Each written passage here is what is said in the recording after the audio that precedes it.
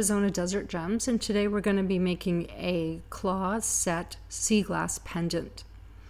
So the first thing we need to do is get some sea glass. I've got a couple pieces here. This one's a little thicker, and then my second one is thinner, and will also make a nice setting.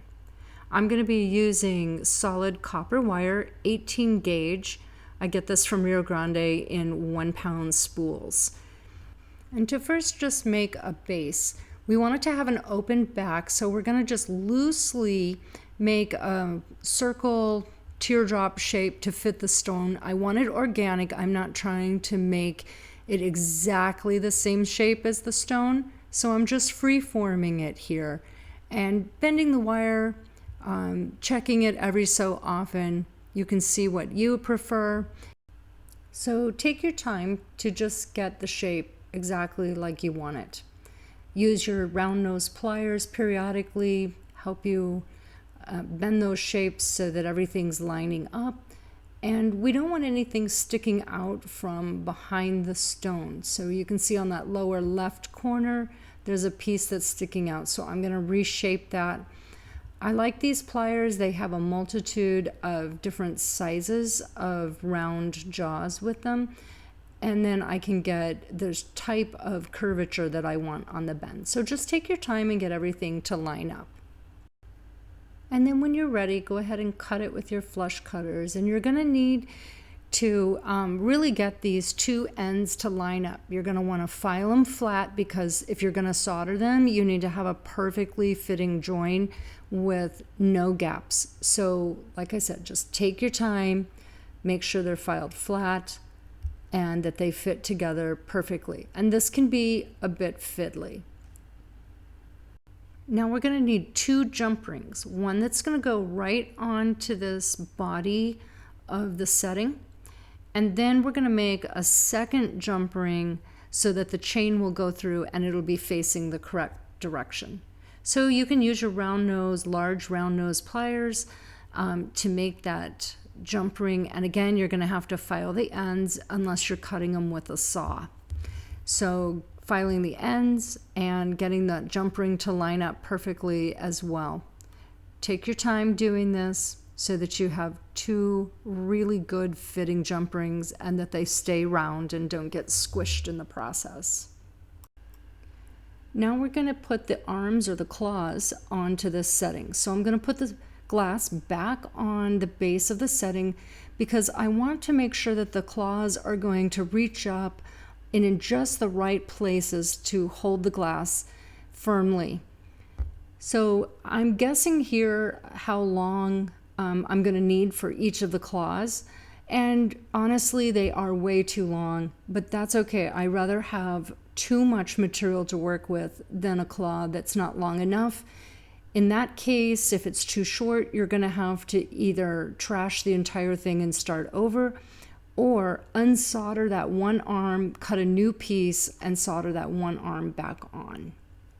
Again, everything needs to be filed flat so that the solder will make a nice join.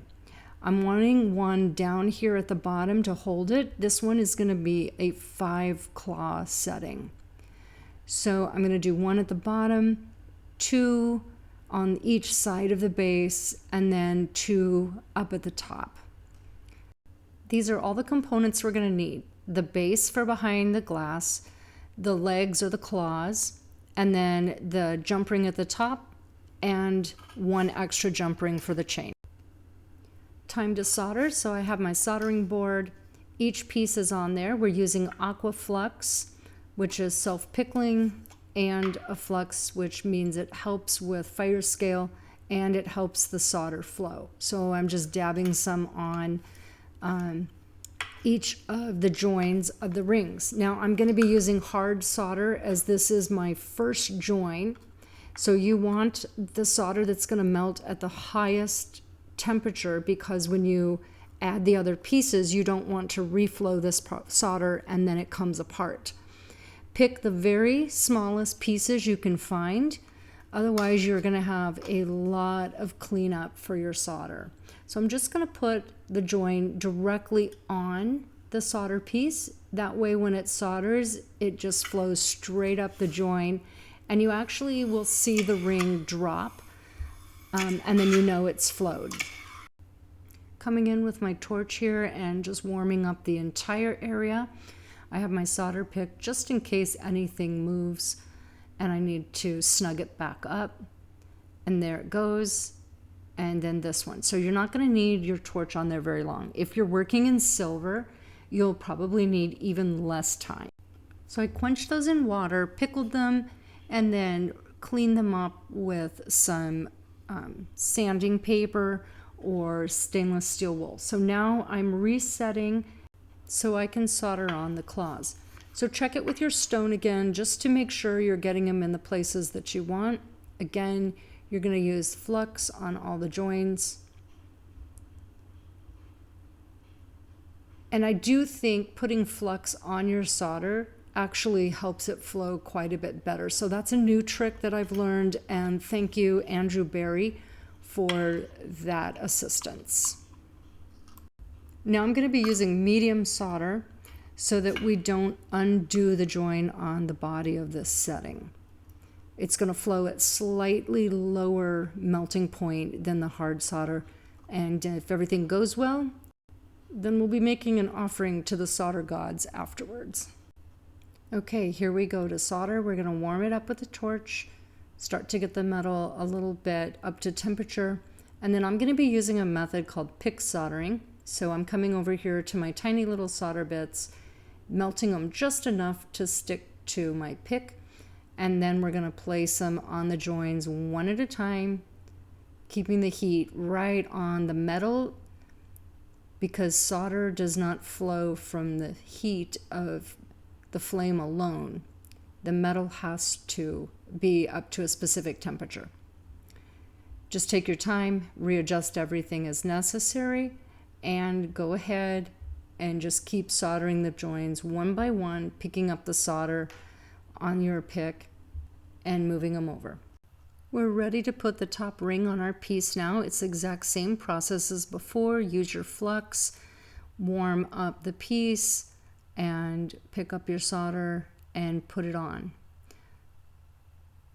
Then quench, pickle, and clean up your solder.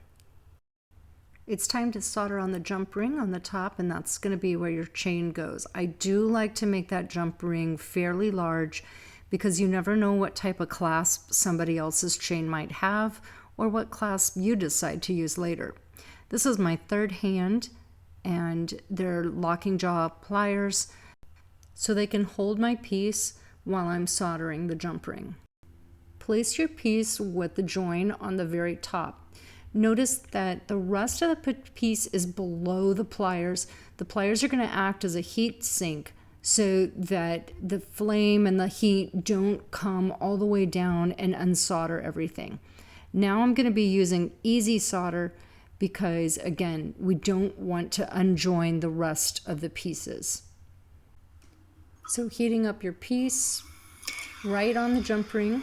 Just be aware those pliers will get hot, so if you're going to rest your hand, rest it on the side of your board, but don't touch those pliers because they will be red hot. Picking up the solder and placing it right on top the jump ring. And then quench it in water. Did you hear that sound? I wanted to show you how hot those pliers are, so that hissing sound was the heat from the pliers coming off. And now I just have these little containers that I have my salt and vinegar pickle in. I have one container for copper and one container for silver. After you've cleaned up all the solder again and gotten the bulk of the fire scale off, we're going to clean them up one more time.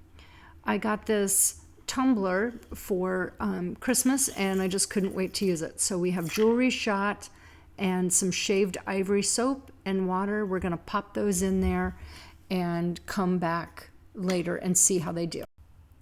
Now it's time to actually set your sea glass. So we've got our little piece here, all the long claws, just checking it one more time, and it looks like it's going to fit great.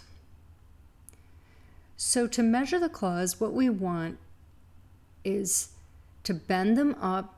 They're going to still be soft. Tumblers will not work hard in your pieces. It might make the first 2 or 3 microns hard, but that's really not enough. They're still going to be bendable. So very easily with your fingers, you're going to be able to bend these claws up and around your sea glass.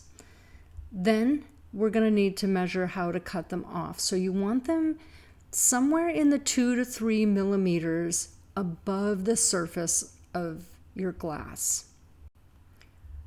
To measure, I have these paint chip cards, and I think I used about 6 or 7 of them, but you can measure on your ruler as well, that they'll make somewhere in the 2 to 3 millimeters. I